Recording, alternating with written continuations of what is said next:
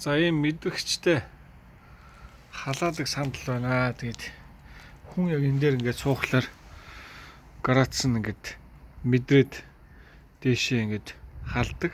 Хүн ингээд босоод явчихлаар ингээд градус нь ингээд багасаа явдаг ийм халдаг сандал байна. Энэ бол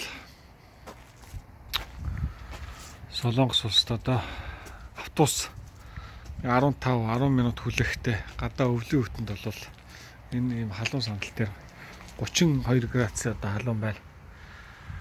Энэ доороос бол халдаг юм байна. Яг ингээ хүн ингээ суучихлаар халдаг ийм сандал байна. За тэгээд хөвцөө ус гоё мөө бүкснөөсөө халаад доороосоо халаад иргэдтэй халуун сандал хийж өгсөн байна. Санаа болгож аваарай гэдэг хүлнээс энэ бичлэгийг хийж байна. За ийм байна.